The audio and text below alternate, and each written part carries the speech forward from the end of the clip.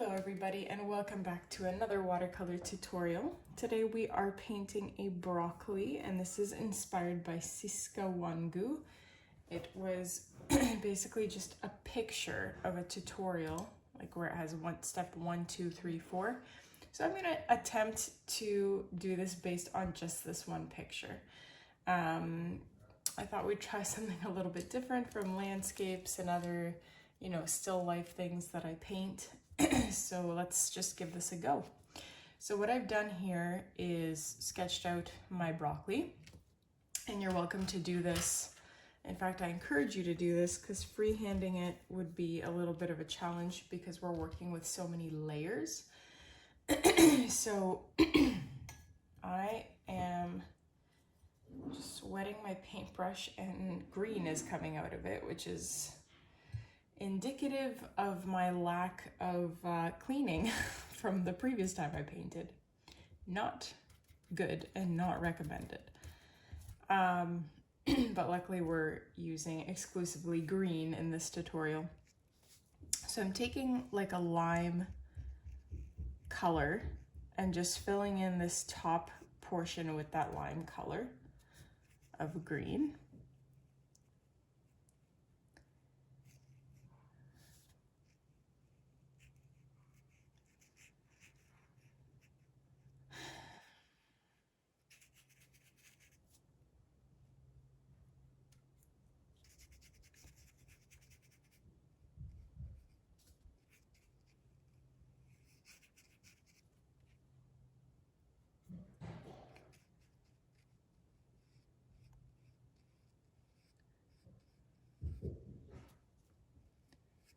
Like so.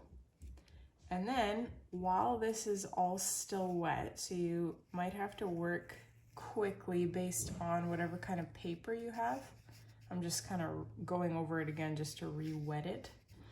I'm going to grab like a darker green, just mixing it with a tiny bit of black to darken it. And then I'm gonna plop it in the middle of each floret. Whoa, that is not the color I was going for.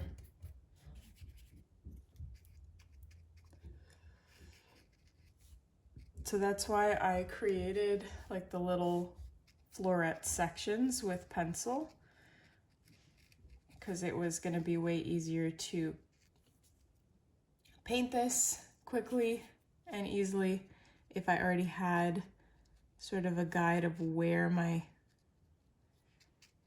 florets are going. But I need them to be a little darker.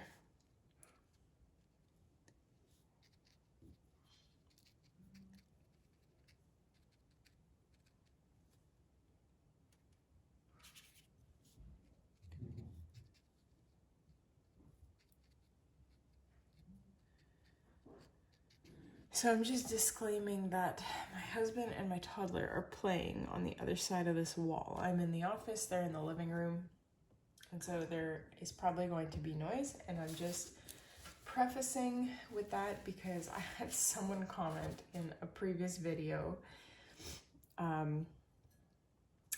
something like, nice video, but background family noise not necessary. And I don't know why that triggered me so much. Maybe it's because I'm painting these videos for free. Like there's hundreds of free tutorials on my channel, and because there's a little bit of family background noise, like, I didn't even know how to reply to that comment. I read it out with wide eyes, like, how? Okay. I am doing the best that I can, my friends. I really am trying hard. Painting has not been easy lately because of just life. And I am squeezing tutorials in where I absolutely can, and it is not something that I really am enjoying lately. So I'm doing this almost for free. Well, to you it's completely free, but But yeah, the I don't know what's going on with the YouTube algorithm, but my earnings have gone down, tanked by more than 50% compared to last year, which has been really discouraging. I don't know what's going on with that. If anyone knows or has any predictions or whatnot, let me know. And I know it's like summer, it's slower, so it's not that because I'm comparing this summer to last summer. Anyways, you can keep piling on darker and darker green if you wish, keeping in mind that it's wet on wet. So here I've just taken black at this point, and I'm just doing a few dots in the center. Because it's wet on wet, it's sort of fading, which we do want. We do want it to fade, but at the same time, I might wait just a little bit more for things to dry here because I want my brush strokes to be a little bit more visible to make it look like there's texture on the florets, if that makes any sense. So in the meantime, I'm gonna take a cooler watered down green and paint the stalk of the broccoli. Is anyone here growing broccoli in their vegetable garden this year? I grew it the very first year I had a vegetable garden on this property. And like the plants themselves were really big and stocky, but I didn't get very much actual vegetable from the plant. Like what grew were these little broccolinis. I think that's what it's called, instead of a broccoli head. So it wasn't worth the space that it took up in my garden. But perhaps I just did something wrong. I see some people on YouTube, like old not farmers, but they're just like these old English folks living in the countryside growing massive things. And I'm like, what are you doing that is so special to make this successful? But alas, maybe it's just, decades of experience. So this has dried a little bit more. I do want it to still be moist, just not so wet that when I drop paint into it, it like blends out and it expands into nothing. So I have a bit of black on my paintbrush, and I'm just dropping the like kind of stippling on that black into the center of each floret.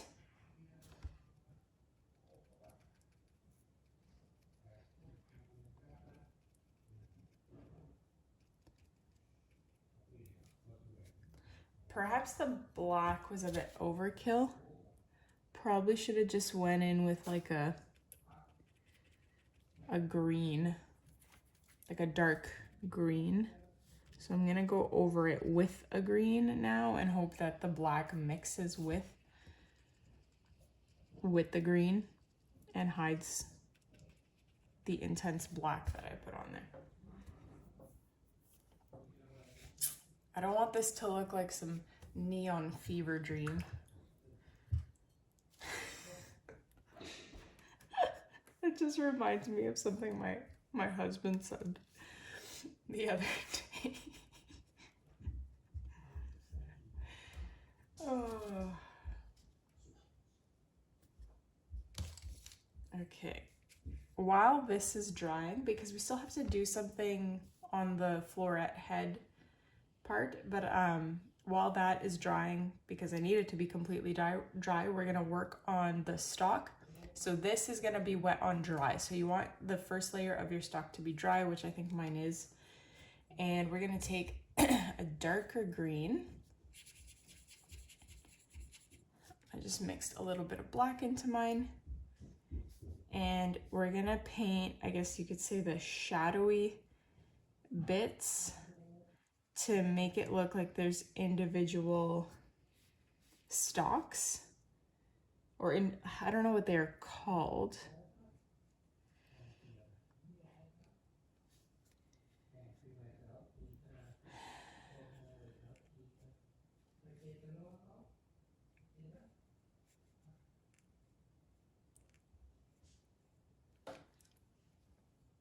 And the less even they are, I think the better it'll be.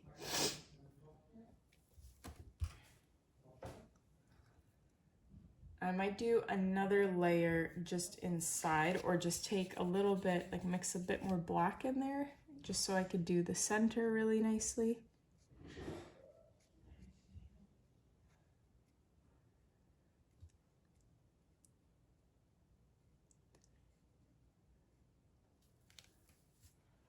That might have been too dark. Yeah, that was a bit too dark. Doesn't have to be everywhere that you add that second layer to darken it, just some bits.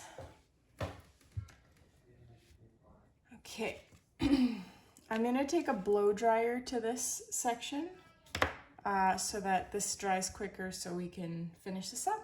So this is dry enough. It's really only the in-between sections that I needed dry for this next part.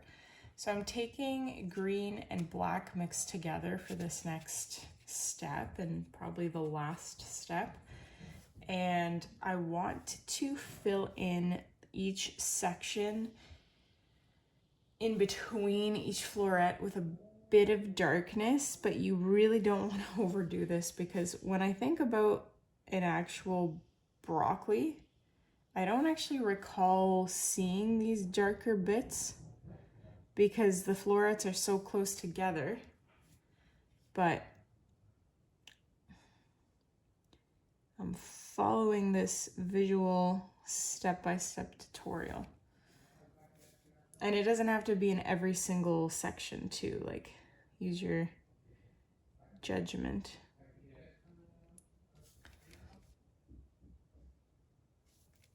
So while we're doing this, because this is kind of the same step repeated over and over, just going in all the in-between sections with that darker color.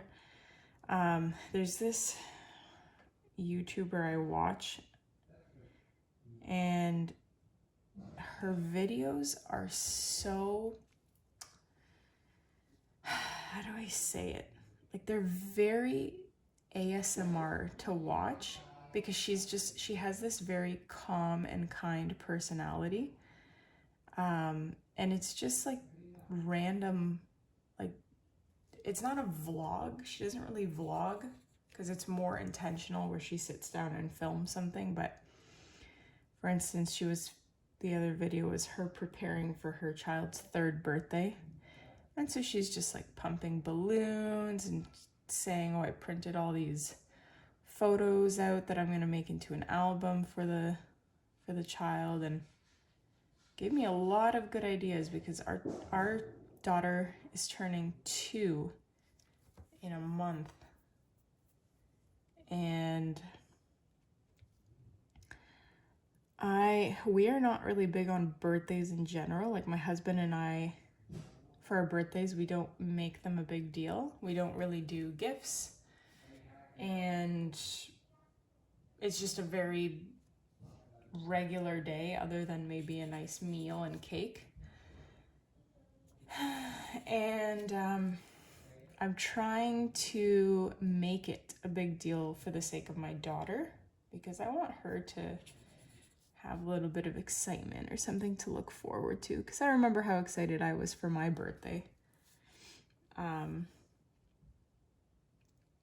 So that video gave me some really good ideas on what I can do to make it a little bit more special, because it's not natural to me. Like I said, we don't really celebrate our birthdays, so I don't know how to do things in a really, not necessarily easy, that's not the right word I'm looking for, but just how to make your child's day special without it being about money and materialism and toys.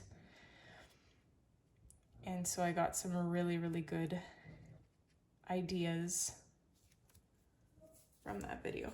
I'm just going back here because I realized that the top florets should have had the darker details kind of sticking out beyond the center, since it's the top. I kind of messed that part up, but I'm trying to rectify it.